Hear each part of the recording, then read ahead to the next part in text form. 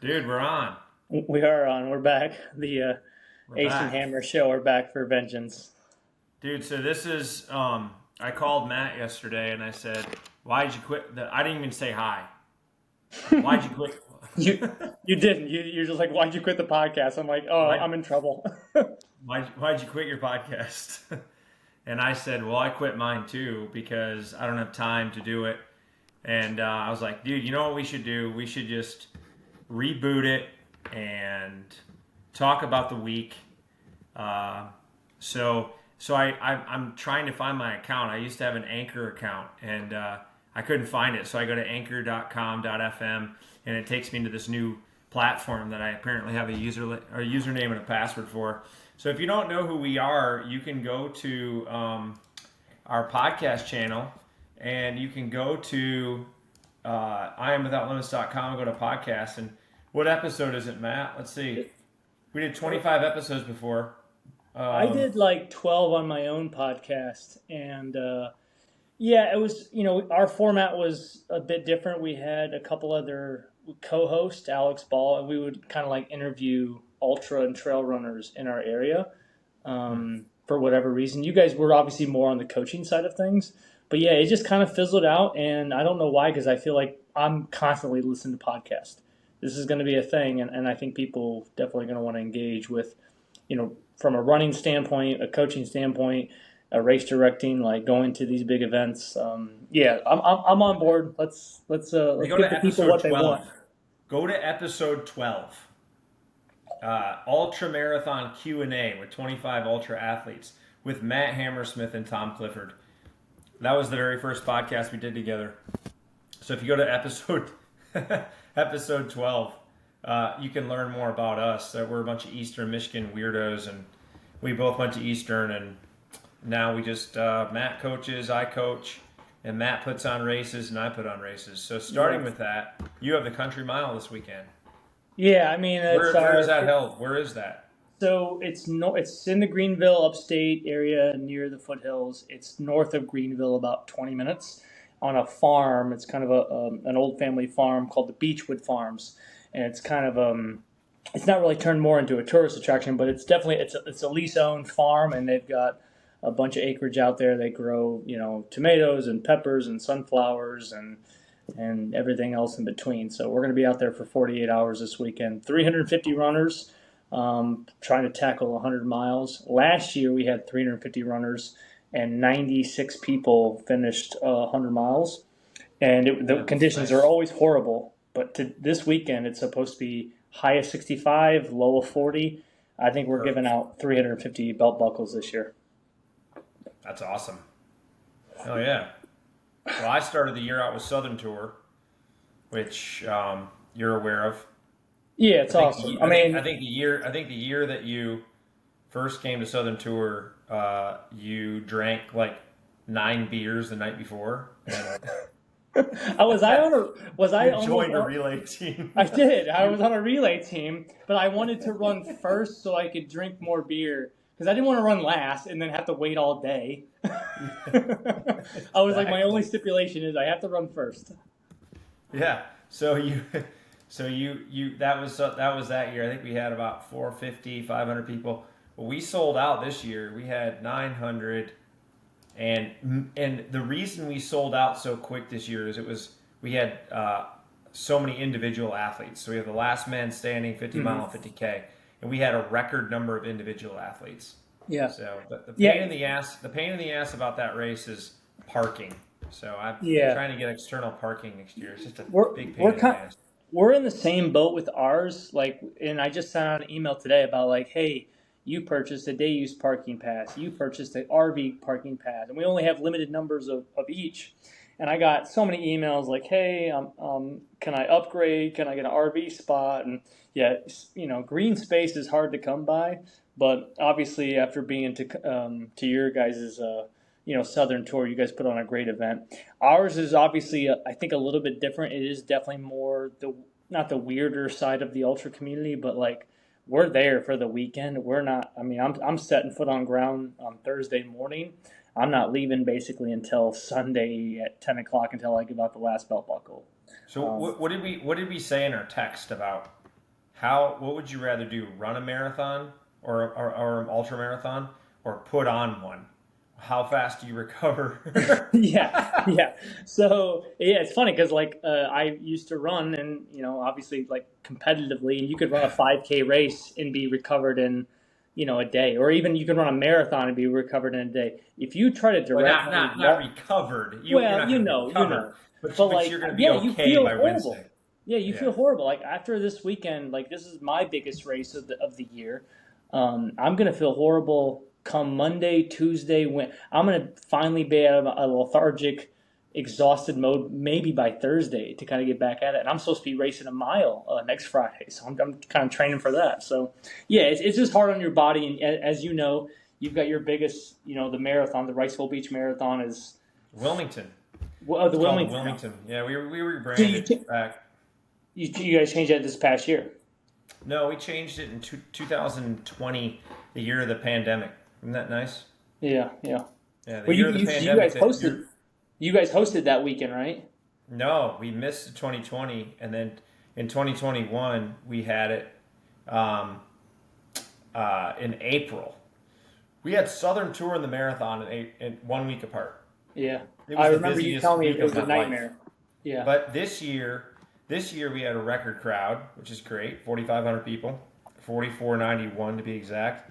But 27 days out, we got our permit denied because because the Cape Fear Memorial Bridge, a major thoroughfare into Wilmington, had to be it had to be redone.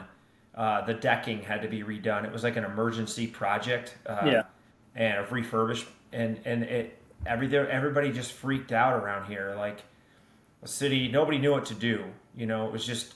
It was just chaos all around. So they're like, yeah, a marathon, we can't do a marathon, and so I had to present in front of the DOT. I had to present in front of the city, and dude, everybody was very nice. It was just like, holy shit, it's 27 days out, and I should be in the heart of my marketing right now, but instead I'm trying to save this race. yeah, Most participants, I'm not going to go and announce that. It's just yeah. it's No, just it's it's a like hard it's a hard business, as you yeah, know. yeah. I And think by people the don't way, really understand. for the Yeah, audience, we're going to talk over each other a lot, and we'll probably get better at this. Um, we're two alpha males. We're going to get better. We're going to try to do this weekly. And we're not going to have any of the hoopla. No music, no bullshit. We're gonna enjoy talking about running, race directing, and our kids, and probably add our athletes in here once in a while yeah, about what we're doing at practice and stuff. But like, we want to give you good content. I've been asked the last couple of months, "Where's your podcast been?" Da da da da. And I'm like, I just don't. I don't want to like edit it and make it. I don't need to sound good. yeah, I need to sound fun, and we just want to give you the real us. yeah. So, So let um, me ask you this. yeah, Let me ask yeah, you this. go, I'm yeah, I'm coming up on 10 years in June. You've been doing it in Wilmington for 14. 17, Oh yeah, so you started coaching, and then yeah. So 17 years. what do you like better, coaching or race directing? Because you're kind of dabbling both worlds now. It's a completely different person. Yeah, you're I mean, right. You're right. not a different person. No, it is. It's a You got to different put on mode. different hats. You got to put on Yeah, different it's a hats different when you got to hat. be an RD. I enjoy race directing. What's hard about race directing is budgeting, making sure that because there's a lot of things I want for a race, but I can't afford. You Yeah, know, um, when you compare your races or our races to the which big we do. races, we want to be the big races, but there's certain things you want to make your life easier, but you can't Hmm. have because you don't have the income for it. And Yeah, you can spend it, but then it's like, well, gosh, now I'm putting this entire giant production on, and I'm not gonna. I gotta make something off it. so So I think that like to go back to your question, I love coaching because I love what I get out of it. and I love that we have it down to a pretty good science now. So like when people join, you got to cater to that person, and you have to listen to individual needs. But after 17 years, you really know how I can take any person from any level and say I know exactly what you need with while tweaking on the way. Race directing, as you know, You're you're going to appeasing the deal with. masses. Yeah. Well, yeah, you're appeasing the masses, but like not only that, but then um, you have your race itself to put on.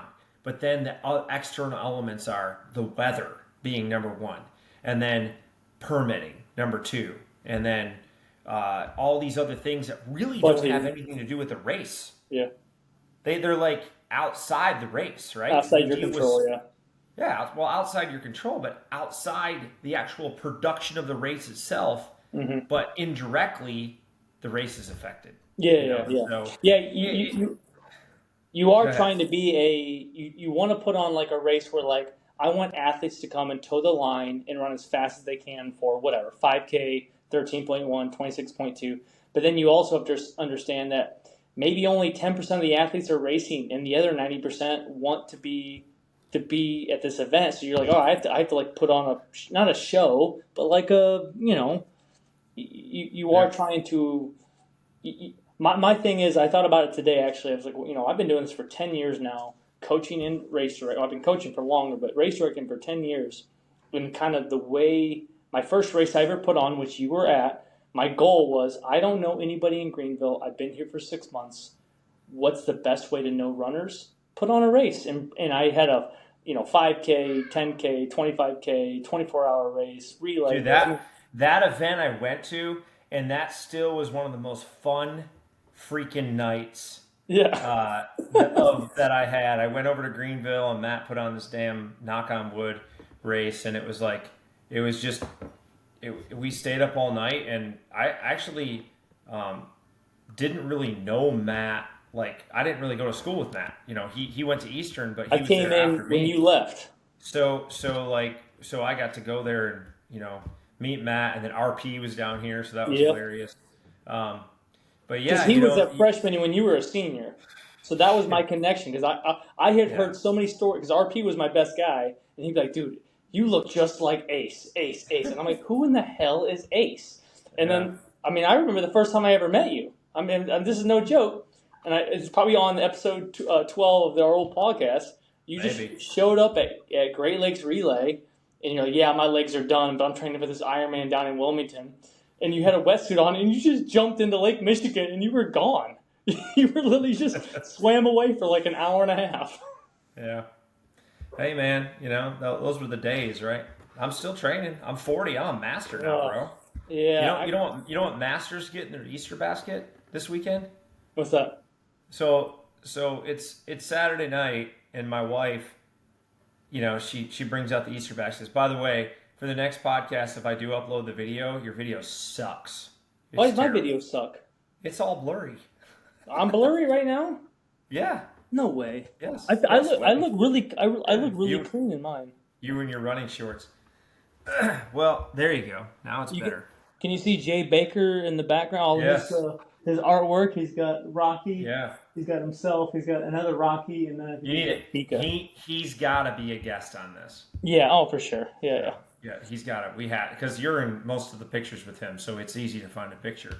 Well, Back to apparently the we're Easter brothers basket. in Greenville. It's Saturday night. It's Holy Saturday. I'm Catholic, so I do the Holy Week. And I'm watching. Of course, it's Holy Saturday, and I'm watching the what's that? The 2024 Roadhouse at night. You see that on Netflix? With Jake It's is it Jake Jake? Gyllenhaal. Yeah, Yes, dude. Jake Gyllenhaal. 2020. So I'm watching this, dude. It's actually. I mean, it's okay. I mean, McGregor's not the greatest actor, but it's. So I'm watching this, and, His and fighting that's career is like over. she holds the Grace and Lily Easter baskets up, my daughters, and she's like, "Are you gonna hide them?" And I'm like, "Yeah, I got it." So finally, the movie ends around 10:30.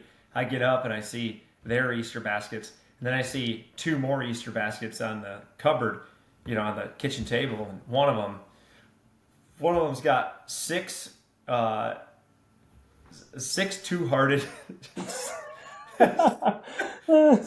six two-hearted hazy, so 0.5% up, 7.5%. Yeah. A Whole Foods container of almond butter and a Whole Foods container of cashew nuts, and that's it. And you were the happiest person ever.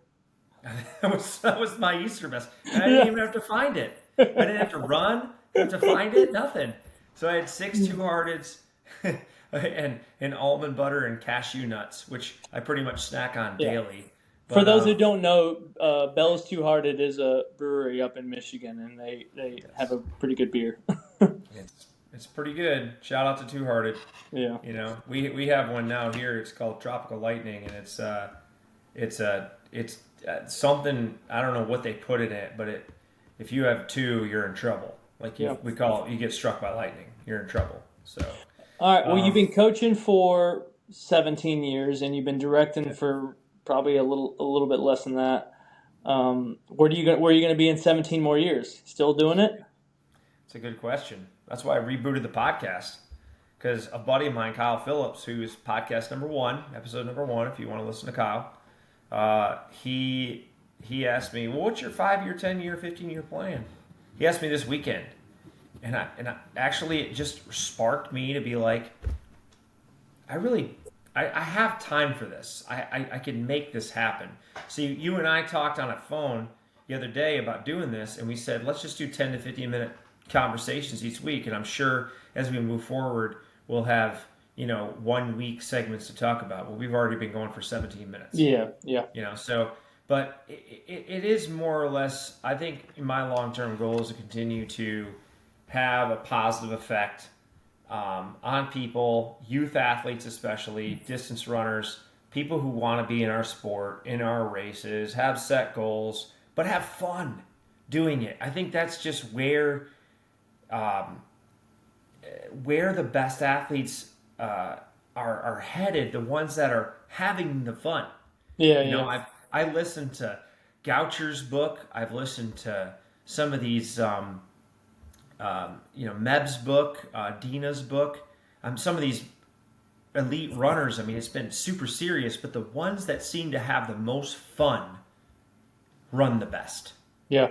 And I believe it's the same in our realm. You and I are kind of in this stage of our lives where we've got young kids. It's hard. Training is kind of put aside. And I mean, I just want to stay in shape. I just don't want to stop, because I know once I stop, it's really hard to get back. Yeah. Yeah, I think I took time off. It is hard. It's hard to get started, but thinking about like those long-term goals of like, why are we like? I think about that like randomly. Like, why am I still running?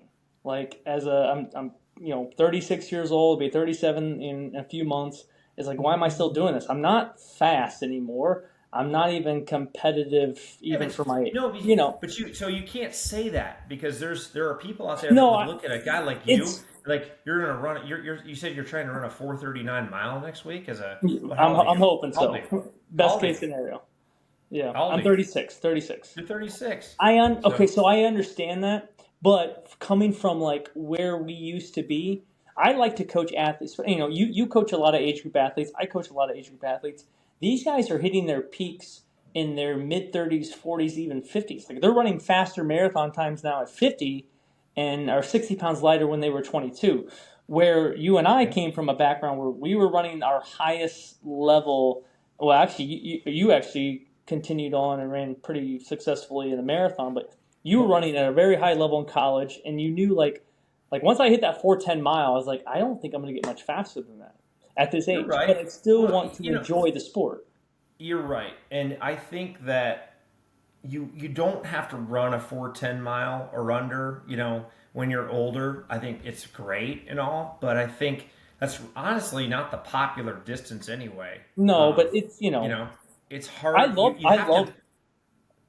No, you have to be in the circuit though. To get fast at the mile, you got to be able to have access to getting into track races, and like building up to the mile. And that's the problem today, is that all we have are 5Ks and up, and we don't have like unlimited access to jumping into. Yeah. I mean, dude, when you were in college, you got to do the 400, the Yeah. 800, the mile, the 4x4. You were like in a track race. You were training for the mile.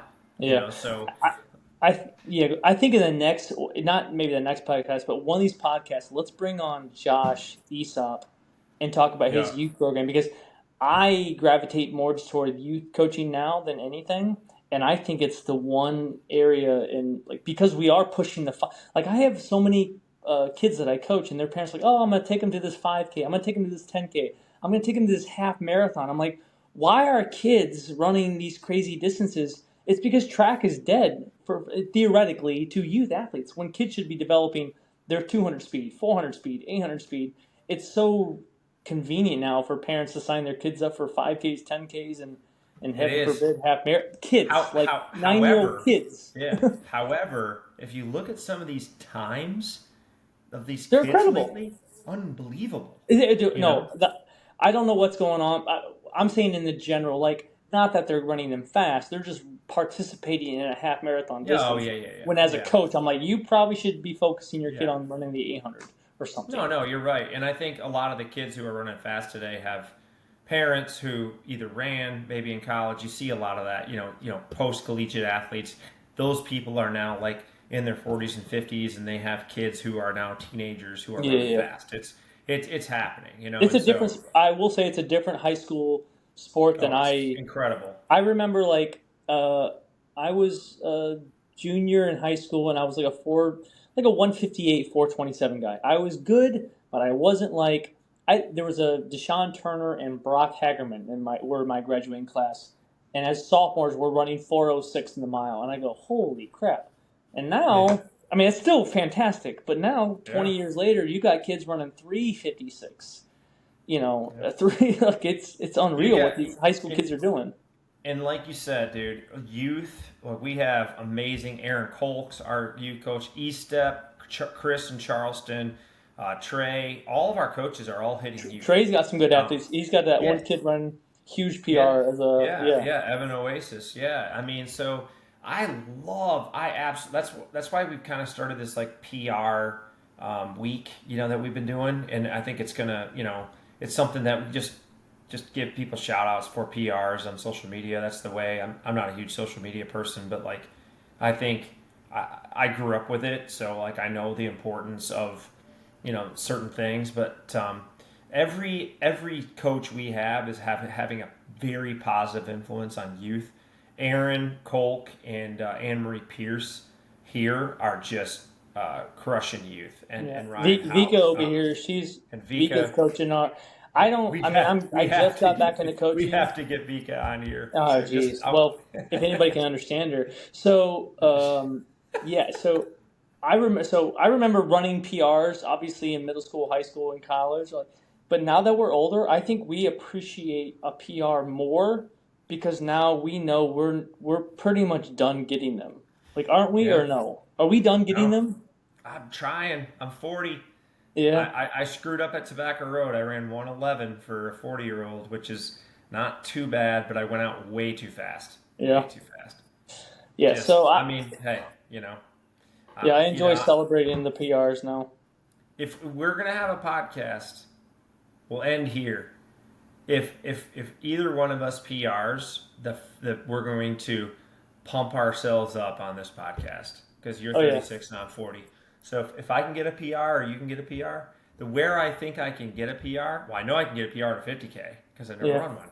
But Uh-huh. I know I can. I think I can get a PR in the marathon. I really think I can get a Really? PR. You can go 220. So Yeah. yeah, I think I can get a PR in the 50. My first 50K ever, I ran 3:21 in the snow in Cleveland, Ohio. My first one Yeah, ever, and so pretty I thought good. that was pretty solid. But I think I might be able to get one in the half marathon more so, because my half marathon PR is like 1:10:50. Cleveland, Ohio. Jesus. Yeah, it was in March. It Ohio. was miserable. Always remember, Michigan's always on top of Ohio. Don't forget Yeah. that.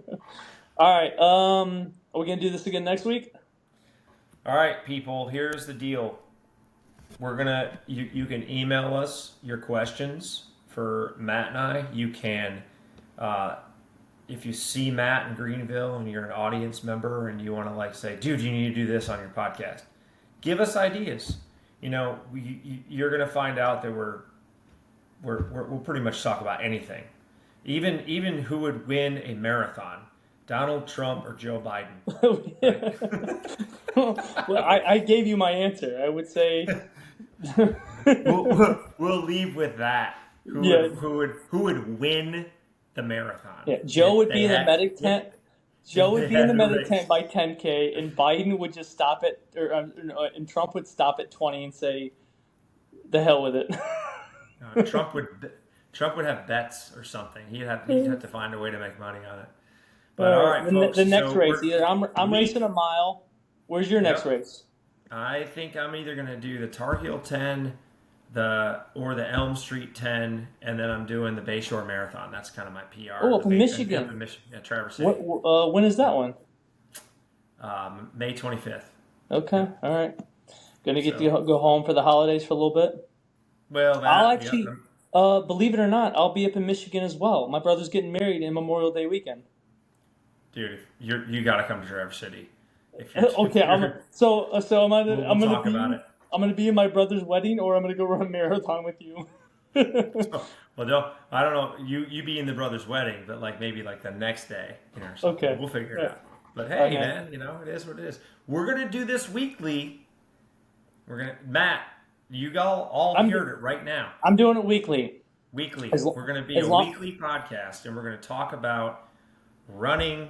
Maybe a little bit of multi-sport, probably mainly running, and we're going to talk about workouts and our favorite workouts and anything you guys tell us, because I think our expansive funness outweighs some of the running podcasts out there, just saying. Yeah. So I did 4x400 today. I'm getting ready for that mile next weekend. Everybody wish me luck.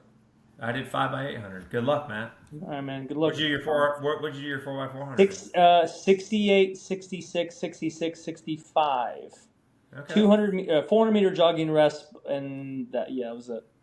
I was supposed to do 6 of them, but I got this weird thing going on with my shin, so I'm just trying to. When you're older, any kind of niggle, you just old man syndrome.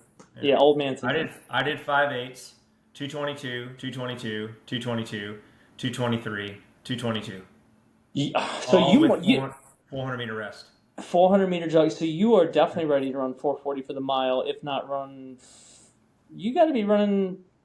What's your 5K time right now? You think? I haven't run. I've only run one after long mileage, so I gotta do it. I gotta do one. I think I can dabble with 15 flat. Really? If I had a good day, yeah. Golly, I can run a 5K right now in 16:20. I'm still trying to get my mileage back. I've only been training for 6 months.